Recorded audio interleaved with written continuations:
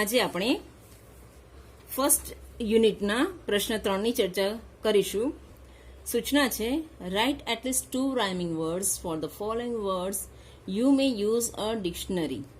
અહીં જે વર્ડ્સ આપેલા છે તો આપણે તેના સમાન ઉચ્ચારવાળા બીજા 2 શબ્દો લખવાના છે અને તેના માટે તમે શબ્દકોશનો ઉપયોગ પણ કરી શકો છો.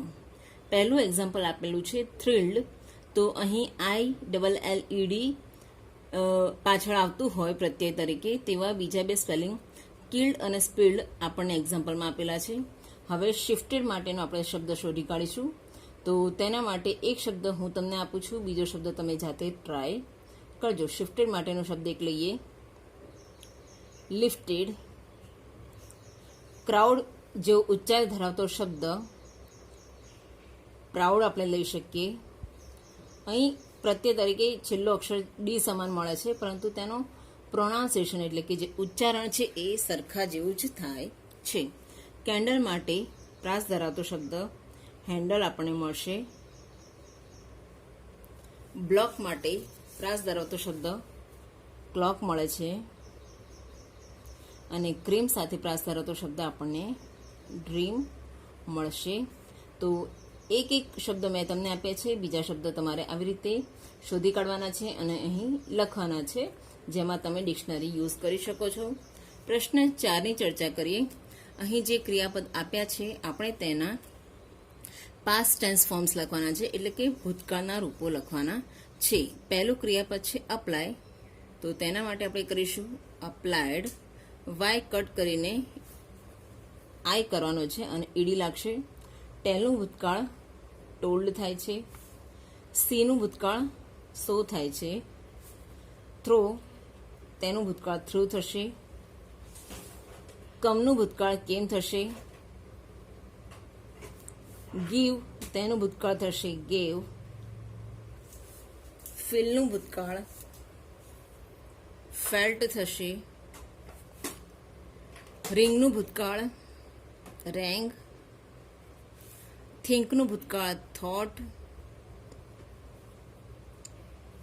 અને ગોનું ભૂતકાળ વેન્ટ થશે. હવે આપણે પ્રશ્ન 5 તરફ જઈશું. Read the following paragraph and answer the questions given below it. આ ફકરો આપણે વાંચવાનો છે અને તેના પ્રશ્નોના ઉત્તર લખવાના છે. The earth goes round the sun and the moon goes round the earth. The earth is a planet. There are many planets that go round the sun. But the moon is not a planet. The moon is called the satellite of the earth. Other planets also have their satellites. The sun, the planets, and their satellites form the solar system. Solar means belonging to the sun. At night, you see thousands of stars in the sky. Stars twinkle, but planets do not. હવે આ જે ફકરો છે તેનો આપણે અનુવાદ કરીશું.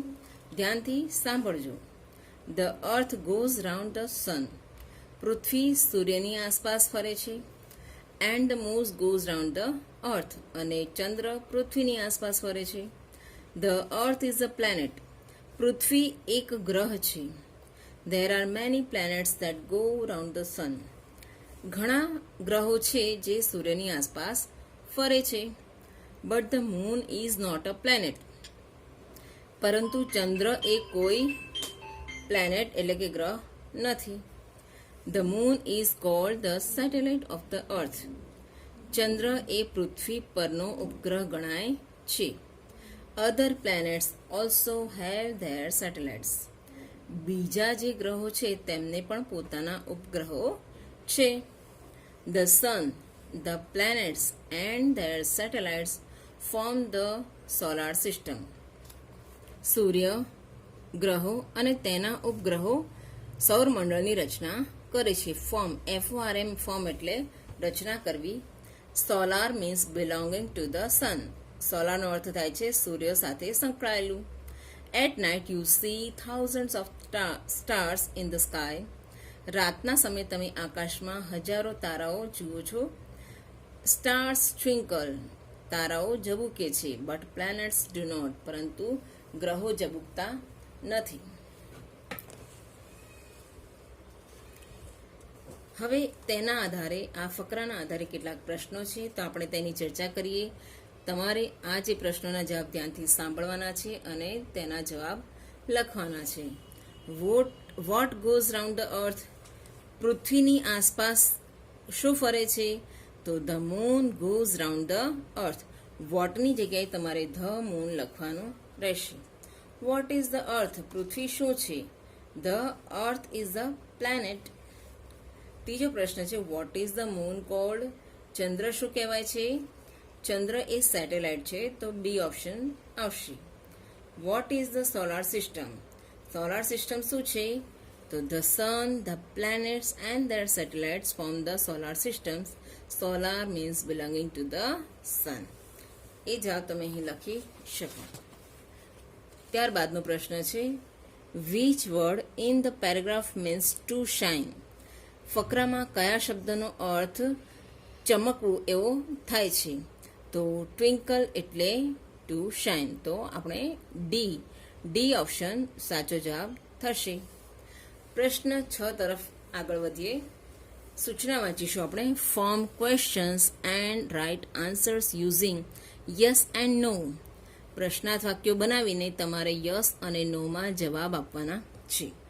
પહેલું વાક્ય આપણે એક્ઝામ્પલનું છે, તેની ચર્ચા કરીએ. Amol through the ball. અમોલે દડો ફેંક્યો. હવે થ્રુ એ ભૂતકાળનું રૂપ છે, તો પ્રશ્ન વાક્યમાં ફેરવતી વખતે આપણે ડીડ મૂકવું પડશે. તેમાંથી ડીડ છૂટું પાડીને શરૂઆતમાં મૂકવું પડશે, જેનો ડી કેપિટલ કરવાનો છે. કરતા ડીડ પછી મૂકવાના છે અને થ્રુનું જે મૂળ રૂપ છે થ્રો, તે આપણે લખવું પડશે અને વાક્ય બનશે did Amol throw the ball. શું અમોલે દડો ફેંક્યો? હવે યસ અને નોમાં જવાબ આપીશું. યસ સર્વનામ તરીકે અમોલ માટે આપણે હી યુઝ કરીશું. Yes he did. No he didn't. બાકીના વાક્યની પણ આપણે ચર્ચા કરીએ. પહેલું વાક્ય છે, the boys flew kites yesterday. છોકરાઓએ ગઈકાલે પતંગ ચડાવ્યા. તો ડીડ છૂટું પાડીશું. ડીડ ધ બોયઝ ફ્લ્યુ, એનું મૂળ રૂપ થશે fly. Did the boys fly kites yesterday? Yes. હવે ધ બોયઝ બહુવચનમાં છે, તેથી તેના માટે સર્વનામ આવશે they. Yes they did. No they didn't. આ રીતે તમારે અહીં જવાબ કરવાના થશે. બીજું વાક્ય છે, Megha drew a lovely picture. મેઘાએ એક સુંદર ચિત્ર દોર્યું. Did Megha draw a lovely picture? Megha માટે સર્વનામ શી વાપરીશું અને હકારમાં જવાબ આપીશું યસ શી ડીડ. નકારમાં થશે નો શી ડીડન્ટ. ત્યારબાદનું વાક્ય છે, Tarak spent all his money. તારકે પોતાના બધા પૈસા વાપરી નાખ્યા. સ્પેન્ટ એ સ્પેન્ડનું ભૂતકાળ છે. સ્પેન્ડ એટલે વાપરી નાખવું. તો પ્રશ્ન બનશે, did Tarak spend all his money? Yes he did. No he didn't. ત્યારબાદનું વાક્ય છે, ધ ચિલ્ડ્રન એટ એપલ્સ. બાળકોએ સફરજન ખાધા. તો એટ એ ઈટનું ભૂતકાળ છે, તો વાક્ય આપણું બનશે did the children eat apples? Question mark. Yes children માટેનું સર્વનામ ધે વાપરીશું. Yes they did. No they didn't. એના પછીનું વાક્ય, વી વોન ધ મેચ. આપણે મેચ જીતી ગયા. તો તેના માટે પ્રશ્ન વાક્ય બનાવતી વખતે વોનનું મૂળરૂપ વિન કરવું પડશે અને વાક્ય બનશે did we win the match? Yes we win. No yes we did. No we didn't. પ્રશ્ન 7 તરફ આગળ વધીએ. Write the sentences as shown in the example. આપેલા ઉદાહરણ પ્રમાણે વાક્ય બનાવો. પહેલું વાક્ય છે, સુમન રાઇટ્સ અ લેટર. સુમને એક પત્ર લખ્યો. આ વાક્યને આપણે જોઈશું તો આપણને ખ્યાલ આવશે કે આ વાક્ય સાદા વર્તમાન કાળનું છે. હવે ઉદાહરણમાં બીજું ભૂતકાળનું વાક્ય બનાવેલું છે અને ત્રીજું વાક્ય ભવિષ્યકાળનું બનાવેલું છે. તો આપણે પણ ઉદાહરણ પ્રમાણે અહીં પૂછેલા વાક્યો માટે ભૂતકાળના રૂપ અને ભવિષ્યકાળના રૂપ માટે વાક્ય બનાવીશું. પહેલું વાક્ય છે નીતિન ડ્રિંક્સ મિલ્ક.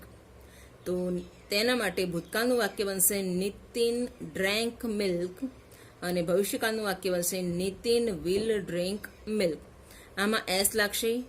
ભૂતકાળના વાક્યમાં ડ્રિંકનું ભૂતકાળ ડ્રેન્ક થશે અને ભવિષ્યમાં વિલ ડ્રિંક થશે અને તમારું વાક્ય બનાવી શકશો. ત્યારબાદનું વાક્ય છે આઈ ક્લીન માય રૂમ. મેં મારો ખંડ સ્વચ્છ કર્યો, મારો રૂમ સ્વચ્છ કર્યો. તો તેના માટેનું વાક્ય આઈ ક્લીન્ડ માય રૂમ, ઈડી લગાવવું પડશે અને I will clean my room. તો આ રીતે તમે ભૂતકાળ અને ભવિષ્યકાળના વાક્યોમાં તમે તેનું રૂપાંતર કરી શકશો. મિસિસ વ્યાસ ટીચીસ અસ ઇંગ્લિશ. સાદો વર્તમાનકાળ છે. હવે તેનું ભૂતકાળ કરતી વખતે ટીચીસનું ટોટ થશે. ટીચનું ભૂતકાળ ટોટ થાય છે માટે મિસિસ વ્યાસ ટોટ અસ ઇંગ્લિશ. ભવિષ્યકાળ કરવા માટે આપણે વિલ ટીચ લખવું પડશે. તો વાક્ય બનશે Mrs Vyas will teach us English. ચોથું વાક્ય બાલુ રિંગ્સ ધ બેલ. તો વર્તમાનકાળનું વાક્ય છે. હવે આપણે તેને ભૂતકાળમાં ફેરવીશું. રિંગનું ભૂતકાળ રેંગ કરવું પડશે. બાલુ રેંગ ધ બેલ અને ભવિષ્યકાળ માટે વિલ રિંગ કરવું પડશે. Balu will ring the bell. The principal enters the classroom. આચાર્યશ્રી વર્ગખંડમાં પ્રવેશ્યા.